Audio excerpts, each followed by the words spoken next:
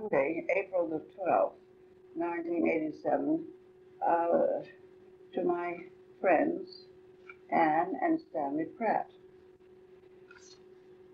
This is Palm Sunday.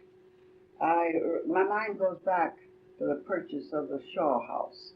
I must say that Mrs. Newton uh, respected the house she lived in, and she wanted it saved. She made it very clear to us when when she was approached. I can't remember which person actually talked to her first. Whether what she wanted in the way of money. She asked for $5,000 because she wanted us to save the house, which we have done. And it had to be re-roofed. It has had minor things done to the underpinnings. And of course, that wing that was put on after the Civil War had to be a little bit changed upstairs. There are two rooms, and they were used by us as storerooms. I don't know what the Shaws used it for. And actually, Mrs. Newton, who was the inheritor of the house, did not live there. I can't remember where she was living. Her son, at the time of the exchange was made, the sale was made to us. Her son was the chief of police, and he was a very fine man. He was shot to death going into a fracas in a house in West Southern Pines. He walked boldly into this group where he'd been ordered to go and where he wanted to go, and was killed. His son was a very good contractor. He was the man who worked on the little cabin, which is now called the Noon House. You know, when we went to this property, there was a great deal to do on the grounds.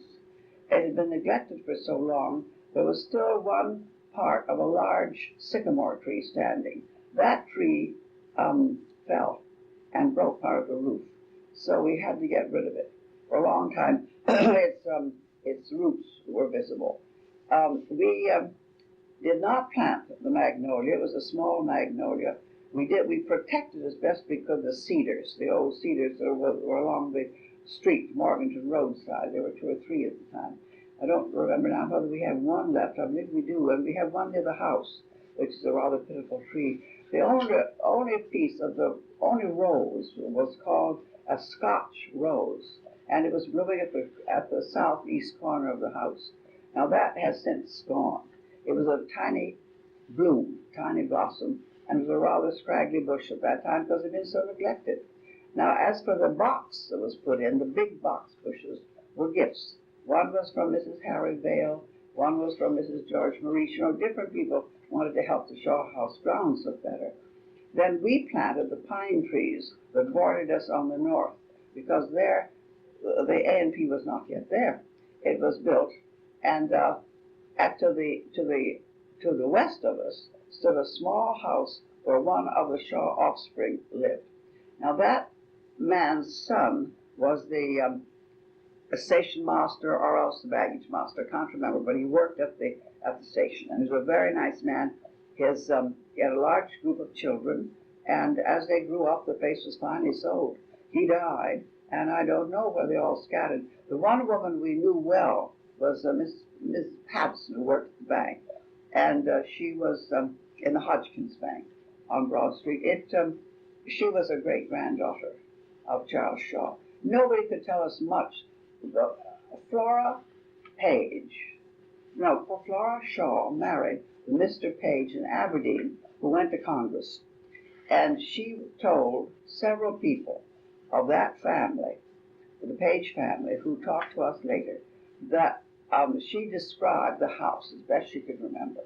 And the west parlor, which we call the main parlor, had white cotton curtains with handmade crocheted lace, and they were always starched, very stiff, and so we tried to copy that. We had to pull off the wallpaper, of course, because we knew that wouldn't have been there. And then we came down to this green paint, as you've seen. Now, as I said earlier, there were all horizontal boards in the original house. Where you see upright boards, they're things that were either put in at the time that they rented it first for a tea room. And I think, as you'll notice, that's the case. The old latch on the door going into the tea room from the west side, the west entrance room, that living room, is an original latch. It's very different from any latch you've ever seen in this era. And that obviously is the original door. But whether they said to us there were two bedrooms and a tiny passageway going from east bedroom to the west room. Those are the two fireplaces, the two chimneys, and each had a door. Now you can notice on the wall when you're standing in the main tea room that there is a very obvious space in the wall where you can see there was a wall, and that was the original wall to the living room. You step from the porch into the living room. And then came this wall that divided the two bedrooms, this little passage with the other room. The cooking was done outside, of course.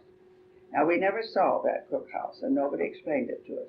We have been told that the original well was nearer where the Bryant house, where the Loom house and the Garner house stand. It was at the very back of the lot, before that fence into the A&P. And we put up this little shed because this is the kind of little covering they had over wells. Because we used to have a rope and a pulley, to pull the bucket up, but that was stolen, and so we didn't replace it because not much good to put in things that are going to be taken out pretty soon by some pranksters. So we just put on the kind of thing we saw in those days all around the country. Every time you come to a farmhouse, you see the well with a covering. So people couldn't go out and stand in the rain to pull up the water they needed every day. And as for the little shed we used, Talbot Johnson one summer got some shakes made for the roof. It was obvious there'd been a little shed back there.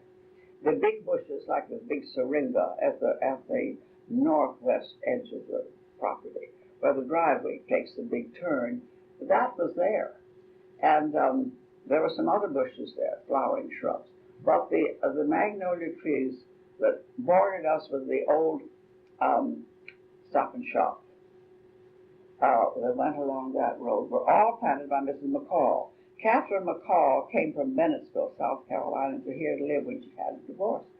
And she was deeply interested in the old things. She gave us that wonderful long tree that scooped out on the porch, on the north porch.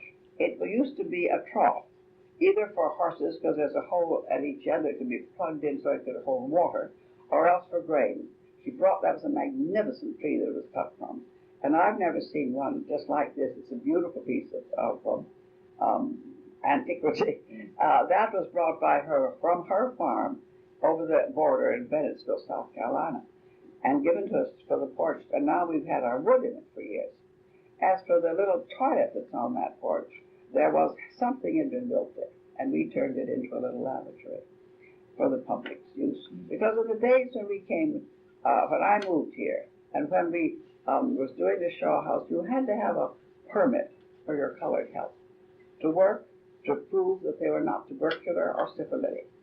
And they had to use a different, facilities from the employers. And also, they came to the kitchens and were very anxious to know who was cooking. I was asked by a health inspector one day if I had a permit to make toast. And I said no. And he said, did I have a health certificate? Well, I didn't. And when I went to Dr. Macmillan about it, he laughed and he said, well, they're getting very strict in this town, and the employers are asked as well as the service people. And it was very carefully done. Now, we had to put in different things to meet the requirements in the kitchen. So, of course, all that's new. But the upstairs was not really habitable. I'm glad that there was no question of restoring the upstairs. And the things, as I've told you, that are going into that house, except for the modern pieces in the kitchen and the pantries, were all gifts. I can't think that we bought, I just don't remember when we went out and bought, except that modern table that was used in the kitchen. We used to have a great many events on the lawn because as it was improved, you see, people wanted to get out. And when the garden tour came, we would spread tables under the trees on the east side of the property. And we would have a great crowd there for garden. We'd put a long table in the front room for a buffet, and the ladies would pay their tickets on the porch and gather their buffet and go out to the lawn. It was, now that has stopped. They go up to the Campbell house. You know, the Mrs. Campbell who gave that house, Mrs. William D. Campbell, her husband's grandfather had founded General Motors. They had a very large porch, and they were very generous and extremely interested in the Shaw House.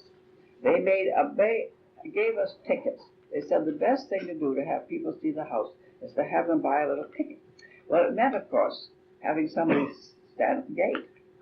And Mrs. Boyd and I had gone down to the old Cadell farm that was southwest of Aberdeen to get the palings for the fence, because she had known the old original Dr. Cadell and knew his house had burned. But they said that the outbuildings were there and the fence was there. So one day we picked up all these palings and put them in her station wagon, and then she sent her man back later for the rest, and we put them around. Because in those days they had to have a pretty high paling in the days of Mr. Shaw, of course, because on the old places that I've seen, the deer could jump in, and the wild things would come and ruin the pretty gardens, because everybody had herbs. They were very particular about their herb gardens for health as well as the culinary herbs. And everybody liked a few little flowers if they didn't have a big flower garden. And it's always interesting to me that Mrs. Page, who was Miss Shaw, could have had a fine rose garden. And she had in Aberdeen because she and her mother had at the Shaw House. But there were also the old families in Carthage were interesting. The Graves family have an enormous house up there, just an enormous house. And their daughters were all married, one to a page and one to an eye specialist who was in Southern Times we all went to. And those ladies were greatly interested. They gave us certain things. One of them, Mrs. Page, gave us a brass candlestick that's in our collection. All of our things are in two that are really precious, like documents. And for instance, we have a little miniature of Mr. Shaw. We have a series of things that have come to us, not important, but significant. They're all up in Weymouth. We had given the things first when Mrs. Campbell gave her house. They decided that different groups in town should use the house. So we, being the first organized group and having been very much benefited by the Campbells, asked if we could be the first, and we were. We had a room on the second floor and a very large closet in the hall. And there we put all of our accounts, when Norris Hodgkins Jr. was the chairman and the treasurer for years, all of his accounts were kept in there, in a locked closet. And then in the other room, we put certain artifacts that belonged to the Shaws, like the candlesticks. And all these little things were stored there. Then, when we saved Weymouth, decided it shouldn't be torn down or broken up into little lots, we asked could we have two of the upstairs bedrooms. And they were not bedrooms. One was a dressing room and one was a bath. And we turned those into our little headquarters. And there we have some really quite interesting pieces. Also, there are 2 or 3 rare pieces from Jugtown. They have come through gift. Actually, the Stewart family, who founded Quaker Oats Company, used to have a house in Pinehurst. And old Mrs. Stewart, what was her name? Douglas Stewart, I guess. Anyway, she also went to Charlevoix, Michigan, where we went in the summer. So I, as a girl, had known old Mrs. Stewart quite well. And she told me that she'd like to have a piece someday, go to this house we were saving in Southern Pines. Well, her granddaughter gave it to us. It's a magnificent bowl, probably worth $5,000, because Mrs. Busby left their things to the museum in Raleigh, all that she had of the old pieces of crockery. So then the other member of the Stewart family, other great-granddaughter of Mr. Stewart's, gave us another magnificent piece that stands about, well, I would say certainly 3 feet high, of a strange robin's egg blue. And apparently Mr. Busby had made 8 of those vases to put in the Carolina Hotel as decor in the big lobby. And then later, when the decorator was changed for the hotel, and they sort of did things over, of course they disappeared. And luckily Mrs. Stewart had one, and they gave it to Moore County Historical Society. Now I've heard of another that may be given, and I hope it is, because they're very unusual pieces. And of course, in the collector's eye, they have value, as the pottery has become so popular in this country, especially. Now, to go back to the things, I'd like to say the second thing we did, of course, was the loom house. And we had met a woman through Flora McDonald, that remarkable woman in Carthage who was the home demonstration agent. And I had met, driving around with her, I had uh, met up in the country some extraordinary people. One was a woman named Laura Williams near Robbins, and she had an old, wonderful big old house, and in her original cabin she was weaving.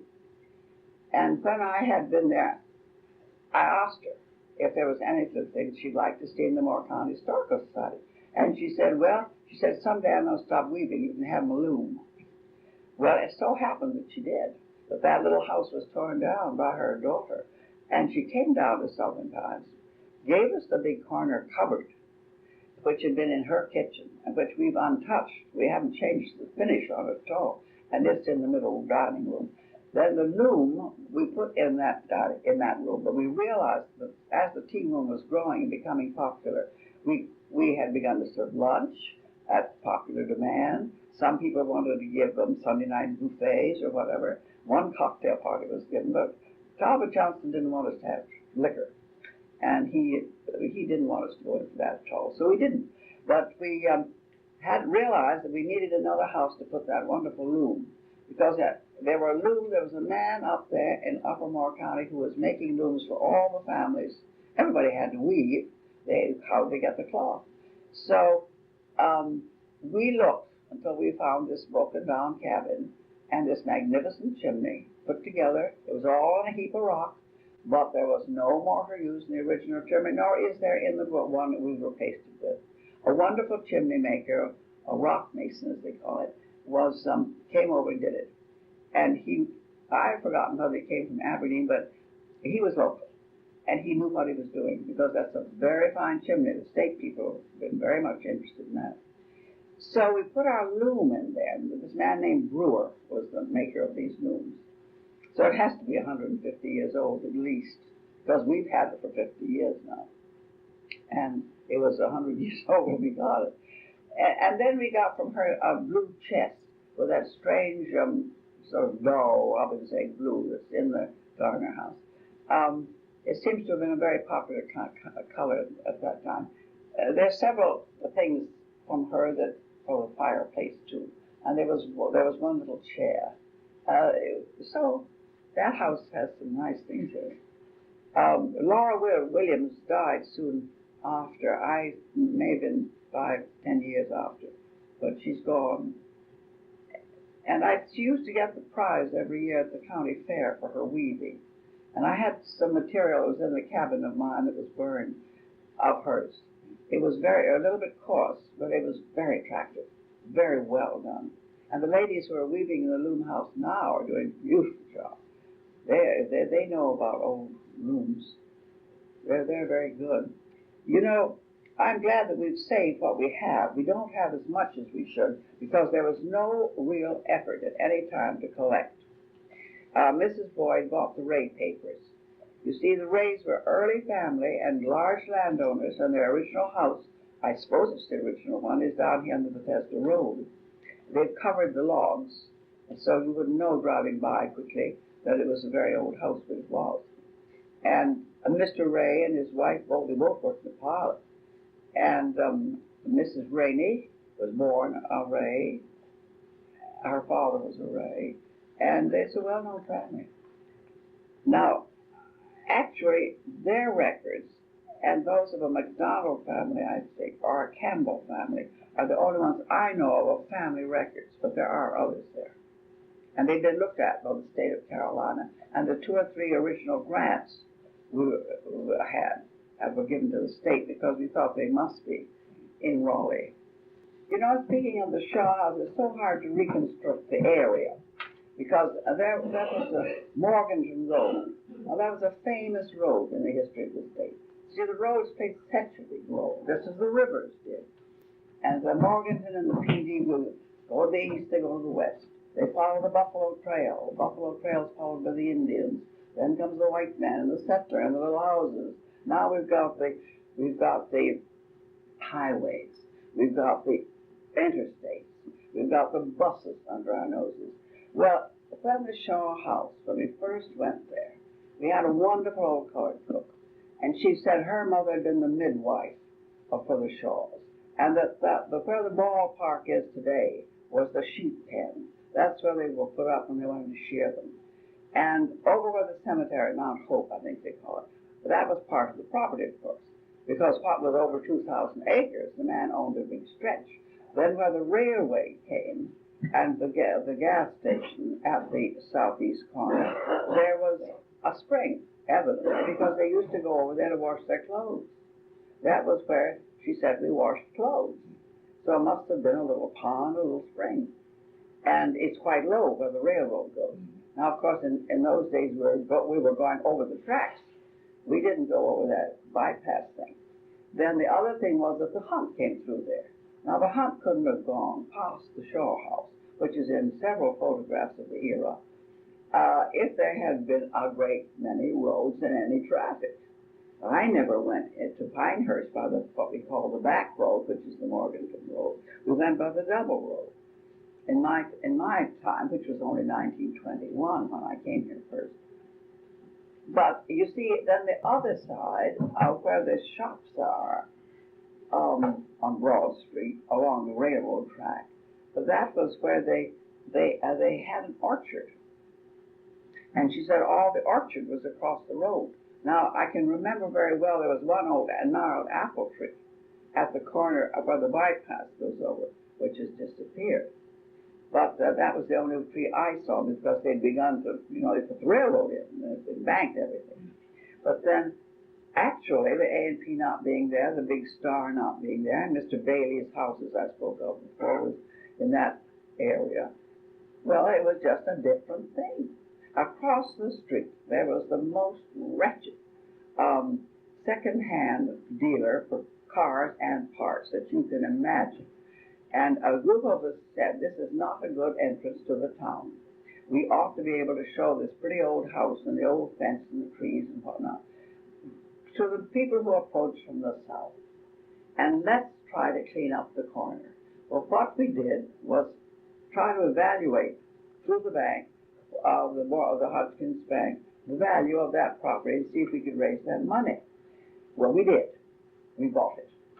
And it was a holdup, really, because it was $20,000, and we had to raise that. And it was three of us gave $5,000 each, and then other people would give $1. They'd give $10. They'd give $20, anything to get this thing, which we did. And then we cleaned it up. We took away all the trash. The man moved what he wanted to save away, and we planted the grass, we planted trees, and it was very amusing because we had to keep it up. We had no regular gardener. Well, who to do it? And there was a terribly nice man here named Stan Cohen, who had a beautiful property out on Young's Road. He would come in with his little mowing machine and mow it himself. And I would carry a bucket of water over to put on a tree I'd planted, It was really all rather silly, but we felt it had to be done. And none of us seemed able to put a hand on any man who was willing to do it, so we just up and do it. Then along came the question of selling it. Because in a few years, it wasn't more than 3 or 4 years before a bank wanted to move in. And I was away, I remember, in that summer, they were negotiating. And we didn't get $20,000 for it, I'm ashamed to say. And it made one of the ladies who contributed heavily very angry. She said, well, I give no more if you're such poor business people. But it seemed that the negotiators just felt they couldn't, and they wanted to be sure that the corner would be kept. And this was the way to do it. And I must say it looks very pretty over there now. But every time I look at those trees, I think of poor Stan Cohen trying to mow that place himself. Now, the Garner house was a very strange experience. We had had one attempt to move the Shaw house. I think I spoke of it. We had a very rich lady here named Mrs. Kennedy, and she wanted to move it to the Campbell house after the Campbells gave their property to the town. And we said no. It has no authenticity up there. It's just another little shack. And Boyd Gilmore wanted us to move the Shaw house over to the highway. Well, we all said no. It belongs where it belongs. And that you can't play with history that way. It isn't honest anymore. And it isn't interfering with the town. It isn't as though you're blocking progress, because you're not. You're contributing to the tourist interest and to the local citizens' pride in what they once were. So actually, we're glad we stayed there. And we hadn't any plans except to keep the place green and pretty. There was great regret that the garden clubs never took interest in this place, because it's been a hit or miss. One of the Episcopal preachers' wives, Mrs. Covell, was the only woman who really gave attention to that little garden until Dick took it over. Actually, the future is very important for that property, because you can tear it down, make another gas station. You can neglect it, and it can be an eyesore of the community, or it can be an attraction. And all over the state, you run into people who say, "Oh, I've heard about that little show house." And I've had when I used to serve down there, I remember a charming young woman who was driving through here. I think she came from Atlanta, and she said, "I want to do with our junior league just what you've done here with this historical style, to have a nice little tea room in one of the old houses." And simply, we've had the same menu for over 20 years. We've never changed it, because we found that if we changed around too much, we lost food. Because in the early years, you didn't know how many people would come to lunch. And if you made a great big batch of beef stew, we'll say, and nobody came, say you had 4 people for lunch, you had enough for 25. You couldn't use it the next day. And it had to be the same. And it's been successful. People like waffles. They don't get good waffles every day. So it could go in the summer, with cold lunches, if you could get the volunteers. But the health question was so expensive for us that we couldn't, and the heating costs us. The house is very much of a sieve, of course. Now, in the summer, it's cool in there. The ceilings are strangely high. I don't understand how the early house like that could have had such high ceilings. But I've been in that house. It was stuffy because no doors had been open. But it was cool. There was a lot of shade, and I was surprised. And I just know that if they wanted to have cold lunches, they could do it. They could get the volunteer help. But without it, I don't know how they can do it. They have to keep it. For a museum, you would have a problem of opening at certain days and having it attended. And then the passerby isn't there the day it's open. So there's some problems with that. Now, the Garner House was kind of a surprise. This man, Ted Lawrence, near Sanford, really at Lemon Springs, is passionate about our cabins. He thinks they're disappearing too fast. You know of one superb one between here and Hope County. And he went there the other day to see it, or recently, and they said to him, well, there was a squabble in the family as to who should inherit it, and they just burned it down. So there went, he says, one of the finest standing examples, because, those heart-hewn logs, such as Mother House we saved and lived in, that came from Jackson Springs, are not to be found. You just have no real evidence of the size of the great trees that these settlers came into. Well, he said, you must come and see an old house. It belongs to the Garner family, and that's a very large family in the north end of the county, near Robbins, near the Jugtown. And it's quite a different terrain, quite a different vegetation, and the people are very different. There were these two ends of the county, the Buckskins in the north and the Scotch in the south, and the sand hills, which were considered good for nothing. Now they became a mecca. However,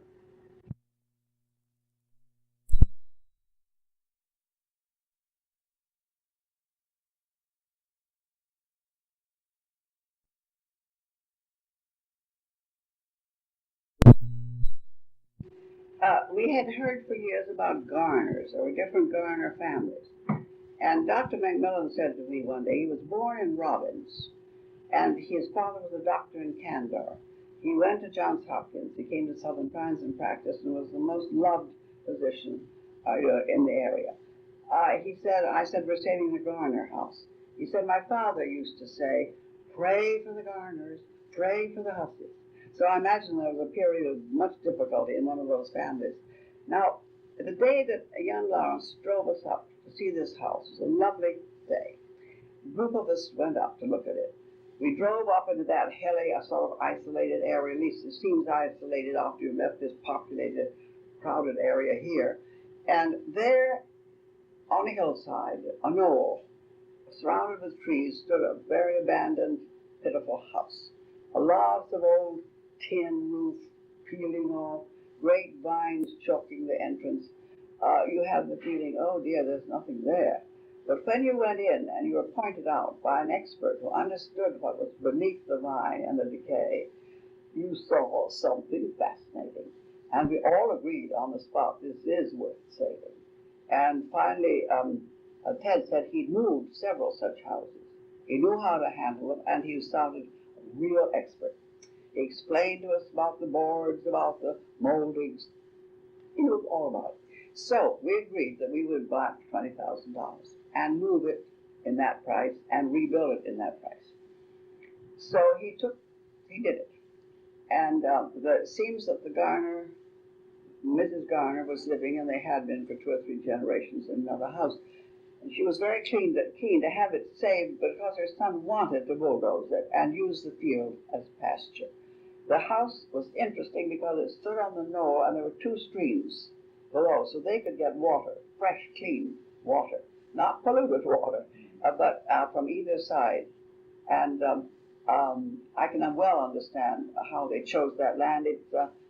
Mr. Lawrence says that the original Garner settled there and got the land in 1794. But there's no guarantee when he built the house. But he had a son named Louis, and we think that the son may have been born there. And that would have brought it up to 1800, because he couldn't have built the house in a year. He had to cut that wood. He had to have some kind of thing, he had to have a little bit of money to build the house, or else a lot of labor on his own land. So that was, and he moved it and we decided it was safer to bring it here and put it by the Shaw House than to attempt to have people go up there to see it. Because even to the Bryant House, they have trouble getting there. And people are all so busy now, preoccupied, that they don't take these adventuresome trips around the county. So we brought it down, put it in the back of the Shaw House, thinking this is a complex now of interesting old buildings for the future. And it may add a dimension to the history of the county. So he's done it. He didn't bring the kitchen wing. It was only tacked on, so to speak. It wasn't much of a thing architecturally. And certainly this house will be of interest, because when the state did a survey, there was a wonderful book, made about the Garden Club of North Carolina. I had a copy which was burned. It's of course out of print and been reprinted. It was done by the North Carolina Garden Club, or the Colonial Dames, I've forgotten. But the pictures were magnificent of the very first houses, the little tiny cabin, the 2-room cabin, the dog cot cabin, the different types of architecture. Then it grew into the handsome houses that we see scattered around the eastern shore. And we're seeing now in Moore County the loss of these little frame cabins and houses. The big ones, some of them have gone too. But in my early days of interest in restoration, I saw a few of them. They were beyond belief. I couldn't believe. I asked the state why they weren't saving it. And they said, if we condemn it, it'll be very unpopular with the voters. You can't go into a man's property and say you cannot do this to your property. He was allowing animals to come, the cattle and the stray cattle, to come into his garden and eat his, 12-foot box. And in Virginia, that doesn't happen. Well, anyway, we moved it. And now it's open to the public. We're going to put a sign there, and I hope it'll stay forever, saying that if they want a key and the places are closed, where they can telephone and get a key and enter the houses. Because we're closed in the summer down there. No one pays any attention. It's been very sad. Sometimes the grass doesn't get mowed because nobody's watching the place. And some of the things that get planted aren't watered if there's a drought. So after all, you have to have some kind of a committee, someone who cares. And when they drive by, take a look.